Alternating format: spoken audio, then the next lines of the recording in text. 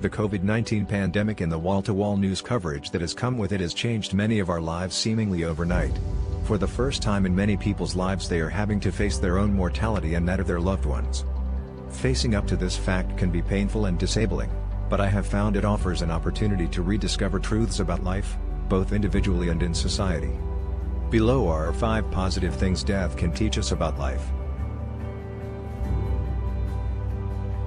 Your life perspective changes. Shared adversity can foster a sense of community and affinity with others that can be masked in normal times. The challenge is to sustain this after adversity ends. And just as personal encounters with mortality can transform a person's life, a societal encounter with mortality has the potential to transform the life of society. Disaster, pandemic and war can destabilize everyday social arrangements and assumptions, and catalyze profound social change.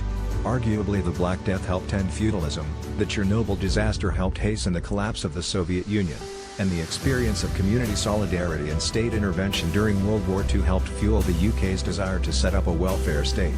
This pandemic has potential to change society for the better, if we are able to seize this opportunity. It highlights the power of nature. Many like to think they are masters of the physical world, including their own bodies. The deterioration of the body, whether through illness, disability, old age or ultimately death, reveals the limits of this assumption. On a wider scale, humans are devastating the natural world, causing the extinction of thousands of species at an ever-increasing rate. Now, nature, in the form of a tiny virus that particularly threatens humans, is giving us a taste of our own medicine. The virus, like earthquakes, floods and other natural disasters, is reminding us that humans are also part of the natural world.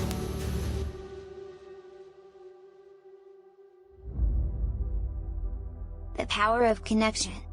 New forms of heroism are emerging among frontline health workers, cleaners, delivery drivers, cashiers, refuse collectors and volunteers. From the clapping for carers that neighborhoods in some countries are doing to the resurgence of neighborliness and volunteering, the pandemic has created webs of giving and receiving. Distant family members and friends from the past get back in touch. What people do now counts, and can provide a meaning to life sadly absent in many 9-to-5 jobs. Sociologist and thinker Michael Young, Lord Young of Dartington, spent his life documenting and fostering social solidarity in Britain. He helped found the welfare state in the 1940s and then wrote a sociological study of family and kinship in East London. In the 1990s, he wrote in a study of people dying of cancer that death, while sundering relationships, can also bring people together.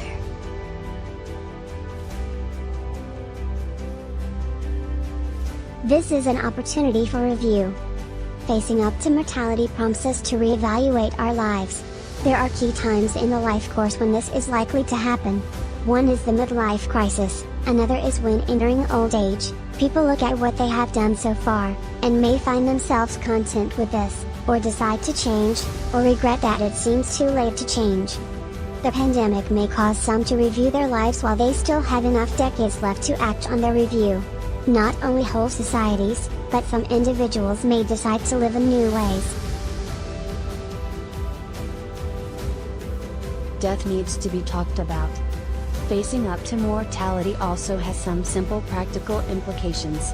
However fit and youthful you are, you should write a will and talk frankly and openly to those closest to you about your thoughts, hopes and fears.